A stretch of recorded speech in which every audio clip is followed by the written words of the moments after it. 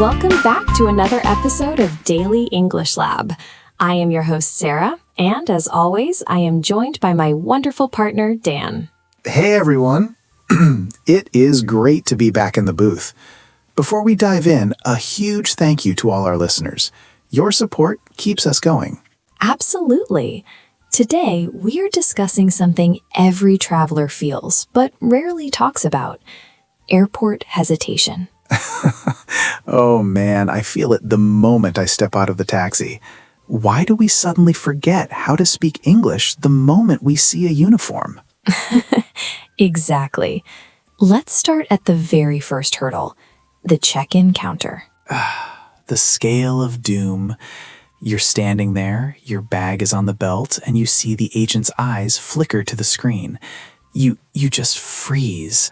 Is it over 23 kilos? You start wondering if you should have left that extra pair of shoes at home. You hesitate to even look at the agent.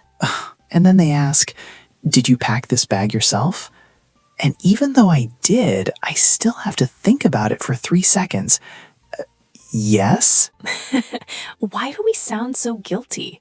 It's a simple question, but the hesitation makes it look like we're hiding a secret treasure in our socks. It's the pressure, Sarah. Then you move to the next boss level, immigration. Now this is where the real silence happens, the interrogation vibe. What is the purpose of your visit? My heart starts racing.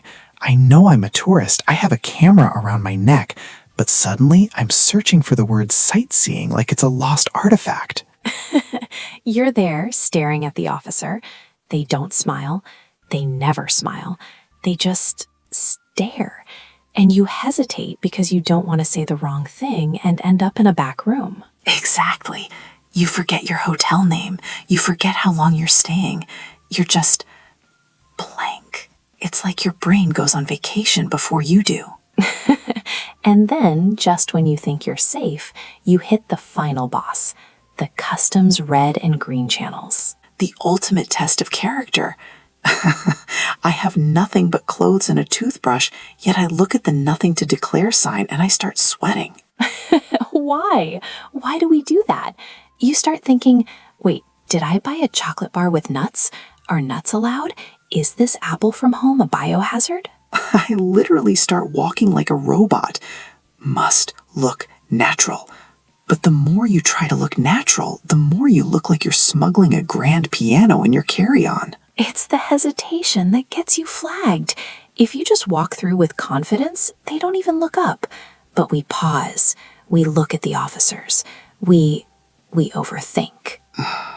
It's a small conversation, Sarah, but it's a big problem for our nerves. It really is. But listen, for our Daily English Lab students out there, the key is preparation. Know your hotel name, know your dates, and for heaven's sake, know your bag weight. And maybe don't look like a robot at customs. Just a suggestion. Good advice, Dan. Well, that's all for today's deep dive into airport anxiety. Thanks for listening, everyone. Don't let the hesitation stop you from seeing the world. See you in the next episode. Safe travels. Bye-bye. With a smile. Goodbye.